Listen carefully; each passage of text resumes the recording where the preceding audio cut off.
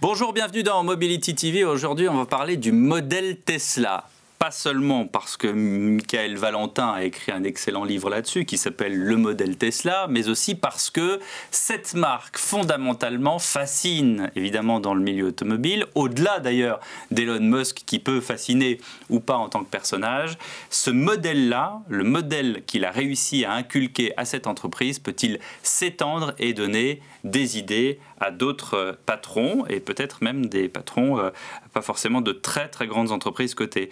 Bonjour Guillaume Crunel de chez Deloitte. Vous nous avez habitués à fournir des tas de données, des tas de statistiques, des tas d'études. Pas cette fois-ci, mais vous avez une petite idée quand même sur ce modèle Tesla. Merci d'être avec nous. Bonjour. Erwan Coatanea, bonjour. Bonjour. Vous êtes président de Sodistra. C'est une PME oui, tout à fait. Qui a adopté d'une certaine manière ce modèle Tesla ou Teslien, on peut dire Teslien, non Tesliste. Tesliste. Michael Valentin, donc de OPO, auteur du livre Le modèle Tesla chez Duno, ravi de vous revoir. Ah oui. Et Philippe Geoffroy, directeur Industrie 4.0 chez SAP. Merci d'être avec nous, bonjour. Bonjour. Comme vous le dites assez bien dans ce livre, c'est un modèle qui appartient, je ne sais pas si c'est breveté, mais en tout cas qui appartient à Elon Musk, mais ça peut s'étendre et ça s'étend à pas mal d'entreprises. Oui, alors aujourd'hui, ce modèle Tesla, c'est finalement la brique qui manque dans l'industrie pour qu'elle puisse entrer de plein pied dans la 4e révolution industrielle. Et en fait, c'est un modèle dont on peut s'inspirer. Et ma thèse, ce que j'ai étudié pour mon livre, c'est à la fois comment ça marche chez Tesla. Et donc on en a décrit ça sur 7 dimensions dont on pourra discuter, mais c'est aussi comment ça se transcrit dans des groupes, des PME et des entreprises de taille intermédiaire. Comment ces ingrédients-là, ils permettent aux dirigeants à la fois d'améliorer leur modèle d'affaires et d'améliorer leur compétitivité grâce aux nouvelles technologies. Mais qu'est-ce qu'il y a de si génial ? Alors qu'est-ce qu'il y a de si génial ? C'est que d'une part, c'est un changement complet d'état d'esprit. Le digital transforme complètement la société, l'économie et aussi la manière tout simplement qu'on a de vendre nos produits, puisqu'on va aussi vendre des services à la fois et pas que des produits, mais ça transforme aussi les pratiques dans les entreprises. Donc pour ça, il faut changer d'état d'esprit. Et les dirigeants qui s'en sortent bien dans cette nouvelle révolution industrielle, c'est ceux qui n'ont pas peur de prendre des risques, qui ont du courage, qui aussi acceptent l'échec, donc qui acceptent de se tromper, des erreurs, parce qu'ils apprennent vite. Donc l'idée, c'est d'apprendre très très vite. Et donc j'ai pas peur de m'engager sur des boucles qu'on appelle des boucles courtes, pour développer des produits, pour lancer de nouveaux process, pour changer tout simplement un poste de travail. Et plus j'irai vite en fait dans la façon de faire, sans forcément me poser des tas de questions, plus en fait, même si je me trompe, c'est pas très grave parce que j'apprends et je rebondis, etc. quoi. Est-ce que Guillaume Crunel, parmi toutes les entreprises que vous scrutez, que vous étudiez, les modèles économiques que vous scrutez, pourquoi est-ce que Tesla est véritablement celui qui avance dans la 4e révolution industrielle ? Je pense qu'elles avancent tous. La question, c'est plus de savoir à quelle vitesse elles y avancent. Et ce qui est important dans ce qui vient d'être dit, c'est l'état d'esprit, la capacité à accepter le changement, à accepter des ruptures de mode managériaux, accepter l'échec. C'est quelque chose qui est une remise en question totale de ce qu'ont été les pratiques sur les 10, 30, 40 dernières années, qui est l'augmentation incrémentale des capacités et de la qualité. En refusant l'échec de manière systématique, là, on est en train de par le digital, de par ce qu'on appelle donc cette industrie 4.0, qui est quelque part une fusion entre le monde du digital et le monde physique, de faire entrer d'une certaine manière, pas totalement, il y a des limites, un certain nombre de pratiques nées dans le monde du digital, dans le monde du réel, et donc venir transformer, après la manière dont on a transformé le développement des logiciels, le monde réel, les produits et donc les biens de consommation qu'on utilise tous les jours. En même temps, on dit souvent d'Elon Musk qu'il n'est pas parti de rien. Il a d'abord fait fortune chez PayPal pour ensuite créer justement ce gros machin qui est Tesla. S'il était parti de rien et s'il avait été en poste, une entreprise qui lui payait $1 500 par mois, peut-être qu'il n'aurait pas fait. Vous parlez de ne pas avoir peur des risques, mais là, en l'occurrence, il partait quand même avec beaucoup d'argent. On peut toujours, quel que soit l'argent qu'on a, on peut toujours la perdre. Maintenant, ce qui est intéressant, c'est qu'au-delà du fait de prendre, et ça, ce que je pense intéressant dans cette démarche-là, c'est que l'état d'esprit, c'est l'état d'esprit du dirigeant, je pense qu'on pourra en parler, mais c'est aussi sa capacité à l'insuffler à l'ensemble de ses collaborateurs dans des équipes pour qu'eux-mêmes prennent des risques, apprennent et fassent évoluer le modèle de manière totalement itérative et continue. Donc, c'est pas l'histoire d'un homme, c'est l'histoire d'une transformation globale de la manière dont les gens vivent leur métier au sein de l'entreprise. C'est un peu chacun entrepreneur pour le bien de tous, mais d'une certaine manière, c'est totalement différent de la manière dont on a travaillé jusqu'à maintenant. Erwan Coatanea, vous vous retrouvez dans ce schéma, dans ce modèle qu'on vient de décrire? Oui, je dirais que même si moi j'ai une PME, on est obligé d'être agile. Nous, on est 48 dont 30 en fabrication. Dans quelle région? Nous sommes en Mayenne, à Château-Gontier, donc au cœur des territoires. Et je dirais qu'on est obligé d'aller très très vite, d'être très très agile. Et moi, je m'efforce en permanence de pouvoir me dire, les 6 derniers mois qui viennent de passer, j'ai changé ma boîte plus que dans les 4 dernières années pour essayer très très vite. La problématique qu'on rencontre, c'est que les outils changent, les compétences changent. On a de plus en plus de jeunes qui arrivent dans nos entreprises. Il faut qu'on soit prêt à les accueillir. Ils ont un savoir-faire, ils ont des volontés, des envies. Et je dirais que il faut qu'on soit capable de les accueillir. Ils n'ont pas obligatoirement des solutions sur tout, mais ils apportent un mouvement et une nouvelle orientation qui nous force à réagir. Donc d'essayer, leur donner l'opportunité, d'essayer d'apprendre aux gens plus anciens de nos entreprises de savoir fonctionner comme ça est capital. Et je trouve que dans ce modèle-là d'itération, de redonner l'opportunité du droit à l'erreur est un élément majeur. Et en tout cas, moi, ces 5 dernières années, c'est là-dessus que j'ai basé mon modèle et qui a permis à l'entreprise de se développer. Sur le modèle Tesla, pas forcément sur le modèle Elon Musk. Exactement. Je dirais que moi, ce qui m'intéresse, c'est cette logique-là de voir comment, sur d'autres entreprises, d'autres boîtes de taille beaucoup plus importante, sur même d'autres domaines d'activité, de ne pas rester dans le silo de sa propre activité, de s'inspirer, de regarder, d'essayer de comprendre, parce que je dirais que, et pour comprendre, d'essayer, d'aller très très vite. L'agilité permet d'essayer, de dire ok, ça ne marche pas, ou je ne l'ai pas compris, parce que ça peut être ça aussi, j'essaye autre chose. Donc je m'inspire de différents modèles, celui-là ou d'autres, dans les boîtes que je peux croiser, les différentes personnes. Le personnage, je dirais que ça lui appartient. Le modèle qu'il déploie peut inspirer beaucoup de monde. Et justement, beaucoup de monde, vous en côtoyez du monde, et peut-être entre patrons de PME, vous êtes copains, vous voyez. Est-ce que vous connaissez aussi dans votre entourage des gens qui ont saisi cette opportunité, saisi ce modèle-là? Oui, il y a énormément de personnes, et dans tous les domaines, dans l'automobile, dans l'aéronautique, la sous-traitance pour l'un ou pour l'autre. On a de plus en plus d'évolutions de ce genre-là, et il y a vraiment, et on a nommé cela autour de ce qu'on appelle la French Fab, des expériences, des échanges d'expériences, ce jouet collectif en disant si l'un et l'autre, est-ce que tu as essayé, ça j'ai essayé, qu'est-ce qui a marché, qu'est-ce qui n'a pas marché. L'expérience globale permet de ne pas rester individuel et d'aller plus vite, ou en tout cas d'être beaucoup plus agile dans les évolutions et de rester compétitif sur le marché, en France bien sûr, mais de plus en plus à l'international. Philippe Geoffroy, quand vous entendez ce discours, ça vous réconforte que en France aujourd'hui, voilà, on parte sur des bases comme celle-ci? Moi, ça me fait vibrer, puisque c'est vraiment l'esprit, la vocation de la French Fab, ce dynamisme des PMI, et Erwan, il y a beaucoup de ses pairs avec lesquels on fait des choses ensemble. Pour moi, pour revenir, c'est quoi le modèle Tesla? Parce que sur cette définition, la 4e révolution industrielle, il y a quand même pour moi une vraie transition. C'est que toutes ces boîtes industrielles qui hier fabriquaient des produits, on va dans cette logique d'hybridation, d'aller vers du service, et deviennent tous des software companies, des data companies. Et c'est comme ça d'abord pour moi Tesla. C'est-à-dire que moi j'utilise souvent ce modèle-là pour expliquer ce que c'est qu'une entreprise intelligente, une entreprise de 4.0. Et quand on voit ce qui se passe sur la Tesla, donc une voiture bardée de capteurs, où les data remontent dans un data center, on amène de l'intelligence et on repartage tout de suite cette intelligence avec les autres conducteurs, et donc on est capable d'aller finalement explorer, d'aller dans une ville on n'a jamais conduit, avec cette intelligence qui est revenue. Et c'est comme ça que... La série, on se sent jamais seul, c'est ça? On se sent jamais seul, et c'est quand même le rêve je pense, de chacun, de se dire si chez les produits de tous nos industriels et des PMI peuvent s'améliorer automatiquement plus il y a d'usage.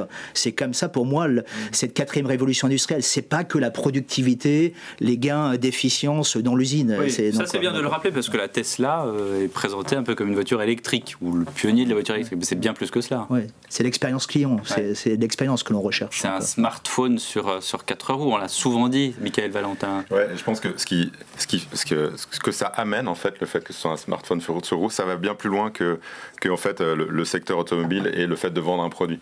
En fait, si on regarde la vision d'Elon Musk et qu'on regarde un peu plus loin, lui-même se définit comme quelqu'un, un acteur qui contribue à la transition énergétique. Pourquoi ?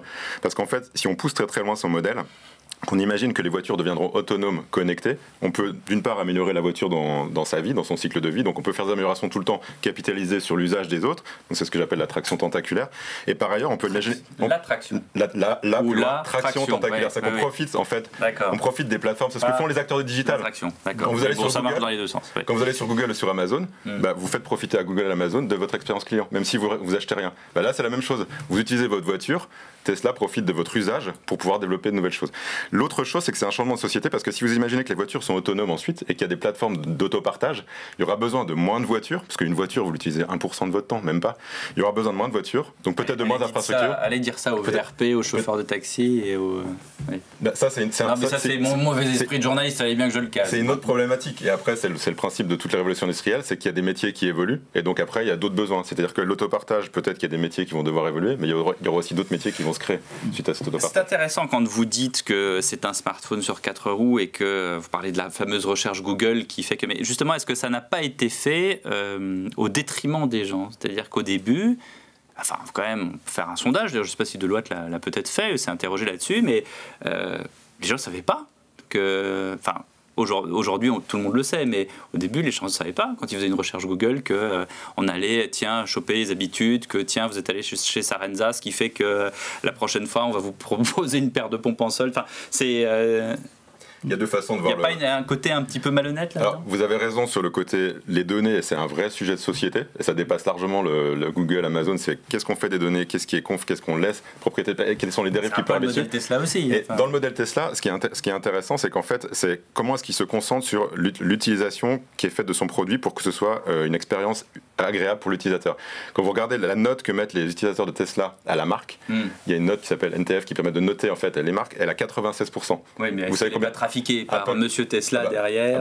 On peut penser ça, on peut penser ça de tout dans ce cas. Bien sûr, mais ça c'est sûr. Mais dans la même les anti-teslistes le pensent en tout cas et ils le font savoir. En tout cas, si vous regardez la même note. Je dis pas que Tesla c'est le monde des business, mais la même note, Apple à 62% par exemple. Donc vous voyez que même Apple, qui est réputé avoir une expérience client adaptée, a une moins bonne note. Ce qui veut dire que l'utilisation qui est faite de ces données, peut-être que les utilisateurs peuvent avoir ce que vous dites un peu une appréhension par rapport à ça, mais en tout cas ceux qui possèdent des Tesla sont hyper contents de ce que ça leur arrive. Guillaume Crunel. C'est très intéressant et je pense qu'il faut quand même voir, il y a quand même deux choses qu'il faut considérer. La première, c'est qu'il y a une notion de bien, de mal, de bonnes utilisations, de mauvaises utilisations. Ça, c'est la problématique du régulateur. Ça, c'est pas la problématique de l'entrepreneur qui, lui, dans ce modèle nouveau où il essaye et expérimente en permanence et échoue, puisqu'il y a quand même une valorisation de l'échec, quelque part se pose un peu moins cette question. Ce qu'il faut aussi, la pensée de laquelle il faut se départir, c'est celle qui aura eu un plan dès le début. Google, au moment où ils se mettent en branle pour mettre en avant du data analytics poussé, commencer à investiguer, à trouver de la donnée dans la valeur, puisque c'est ça l'origine du modèle, n'a pas la vision définitive de cette entreprise tentaculaire qu'on a aujourd'hui. De la même manière, je ne pense pas qu'Elon Musk, au moment où il décide de construire son premier roster, pense à l'écosystème total, incluant les panneaux solaires, l'assurance, l'autopartage qu'on voit apparaître aujourd'hui. Ce qui est intéressant, c'est la vitesse à laquelle on part d'une idée, on vérifie qu'elle fonctionne et on arrive à bâtir de manière, je dirais, successive tout un écosystème qui à un moment donne du sens à l'ensemble. Alors je ne sais pas si c'est ça l'attraction tentaculaire, mais il y a un moment où le fait de réessayer, de rajouter de nouvelles briques à gauche, à droite, au-dessus, en dessous, il y a un terme que vous utilisez qui est celui de surtraitance à un moment que j'ai trouvé intéressant. C'est quelque chose qui n'est pas planifié, c'est quelque chose qui se découvre par l'expérience et c'est, de mon point de vue, la vraie révolution des pensées et des modes de fonctionnement qui est apportée par ce modèle. Et c'est comme ça que vous fonctionnez, Erwan? Je dirais sur deux aspects. Sur la partie data, moi aujourd'hui, on parlait de traitement de la donnée. Dans nos entreprises, dans nos PME, il y a plein d'informations dont on ne sait pas vraiment quoi faire, capteurs, les machines.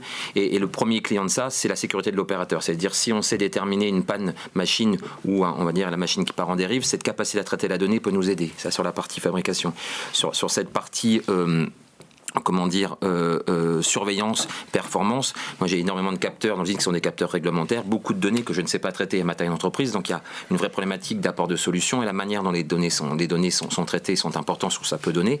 Sur cette partie produit, nos produits, on va dire industriels, on nous demande de plus en plus d'informations, de savoir connecter, d'avoir des informations en termes de maintenance, de performance sur l'utilisation de nos produits finaux. Cette capacité à savoir traiter la donnée chez nous apprend aussi à pouvoir intégrer à bord de nos produits manufacturés à destination de nos clients utilisateurs, de maîtriser ces choses-là. Donc, encore une fois, sur ma taille d'entreprise, je suis obligé d'essayer, parce que si j'essaye pas, j'avance pas, et quand on n'avance pas, on finit par reculer. Donc, cette notion de devoir aller en avant, ça va très très vite. Soit on la vague, de toute façon, on la prend soit en surf, soit sur la figure. Donc, moi, je préfère la prendre en surf. Philippe Geoffroy, est-ce que cette French Tech dont on parle, on a des exemples ici, est concurrencée? On dit souvent, d'ailleurs, vient de se tenir le CES à Las Vegas. On dit souvent que les Français sont très très en pointe. Est-ce que on est rattrapé aussi par d'autres concurrents, d'autres pays? Alors oui, après il y a derrière cette quatrième révolution en France, il y a faut pas se cacher, il y a cette part d'un besoin de rattraper voilà ce gap là qu'on avait pu faire avec des pays proches de nous comme l'Allemagne, hein. Donc là il y a ce mouvement avec cette nouvelle dynamique qui est vraiment qui est sérieuse. Donc on peut se poser des questions, est-ce que c'est du marketing, est-ce que c'est réel? Et Erwan, je pense, l'incarne bien en disant non, c'est vraiment pris. On ne rencontre pas un seul patron de TI PMI qui n'a pas un projet Industrie 4.0, et on est plus dans le comment maintenant, dire comment mettre en œuvre que pourquoi il faut le mettre en œuvre. Donc on aide à aller et justement à travailler sur cette dimension. C'est pas toujours évident d'expliquer que oui, on doit aller rechercher de nouveaux usages, une expérience utilisateur différente, donc de bien travailler le business case sur cette top line, de voir les gains de productivité, des débats, est-ce que c'est incrémental, est-ce qu'on peut avoir quelque chose de un peu plus disruptif, ce qu'on a vécu surtout dans l'automobile, dans le lean management, avec quelque chose à 0 point de productivité et des cabinets, non, on peut aller jusqu'à 10-20% de productivité, donc ça c'est important, et on voit que ces expériences marchent. Mais moi, je trouve qui est quand même la vraie révolution, et c'est parce qu'on en a tous besoin, c'est cette attractivité. Et moi, ce que je retiens, mine de rien, dans le modèle Tesla, c'est et Michael en parle, c'est ce management de la start-up. C'est quelque part une boîte attractive qui fait rêver. On a envie d'aller travailler parce que nos milléniums ont besoin. On parle de Tesla, on parle de Dyson aussi. Hein. C'est-à-dire que ça, c'est encore un autre modèle, mais il y a la même dynamique, il y a la même niaque, ferveur de cet entrepreneur. En fait, cette ferveur, elle est hyper importante pour rebondir sur ce que dit Philippe. Il y a un sujet dont on parle pas forcément énormément en France, en tout cas en dehors de l'industrie, c'est que on a des problèmes en France où on a du chômage. On voit ce qui se passe en ce moment entre la France qu'on appelle la France périphérique et la France des métropoles.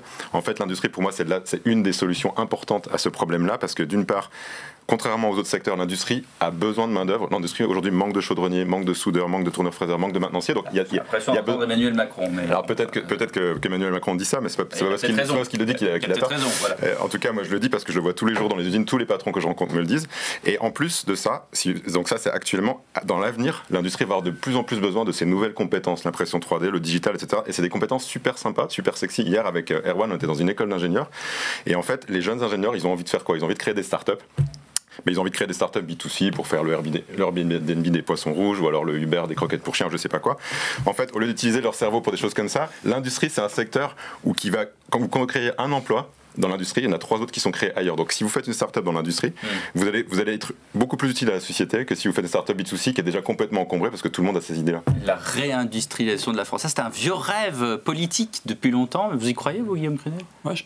Je voudrais juste compléter ce qu'il a dit. Il y a quand même quelque chose d'intéressant là-dedans, c'est que ce modèle-là, par l'empowerment des personnes qui l'utilisent, redonne du sens au travail et donc redonne de l'attractivité. Et Dieu sait que l'industrie manque de talent aujourd'hui, et c'est pas un problème français, c'est un problème qui est global. Qui est structurel. Voilà.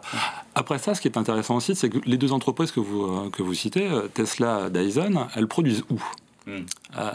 Aujourd'hui, Tesla produit en Californie, et Dyson, où est-ce qu'ils pensent produire? À Singapour. C'est pas obligatoirement des zones où on pense que le coût de la main-d'œuvre est extrêmement compétitif. On n'est pas Donc il y a quelque chose d'intéressant là-dedans. Réindustrialisation ou pas, on peut en discuter, parce que ça veut dire aussi extrême robotisation, automatisation, et donc pas les mêmes emplois. Hein, je crois qu'il y a consensus là-dessus. Mais en tout cas, il y a un phénomène intéressant qui est de rapprocher, en tout cas, le lieu de production industrielle de son lieu de consommation, de son écosystème, et donc de la génération d'emplois périphériques. Donc la manière dont on réindustrialise, entre parenthèses, via ce genre d'expérience, et générateur d'emplois, mais en tout cas probablement pas de la même manière qu'il l'était précédemment. Justement, on a parlé de Singapour, on a parlé de Californie. Erwan, Coatanea, c'est la Mayenne. Oui, entre les deux, c'est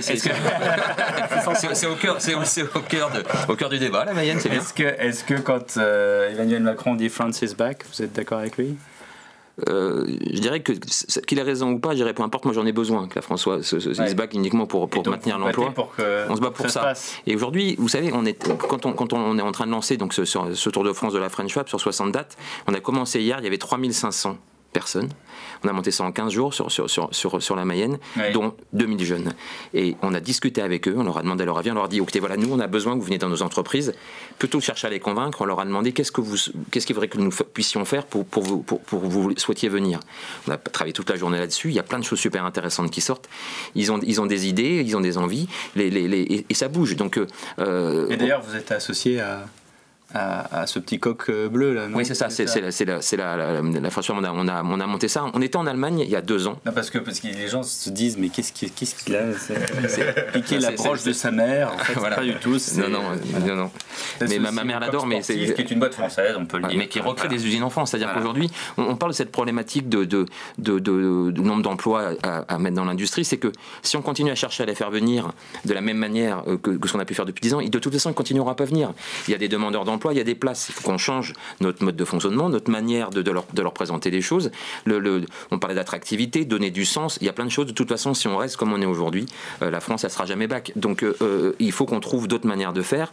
Écouter les jeunes pour leur dire, mais on parle de French Tech, de French Fab. Une chose est certaine, c'est que tant qu'on ne mettra pas de la tech dans la Fab ou de la Fab dans la tech, ni l'un ni l'autre ne fonctionneront. Et moi, je prône le rapprochement fort et rapide de la French Tech sur ces notions de technologie, cette start-up et la French Fab, afin que dès 2019, on puisse continuer à avancer, intégrer toute cette logique-là. Et Tesla, dans cette voiture, dans son modèle, que ce soit sur le management, sur le prix, des manières de faire des choses, je pense qu'on sait le faire, on sait le faire en France et il y a des réelles opportunités. La parole d'un entrepreneur français qui qui pousse cette French Fab et cette French Tech. Ça fait plaisir et ça donne des ailes presque. Merci beaucoup de nous avoir suivis dans Mobility TV.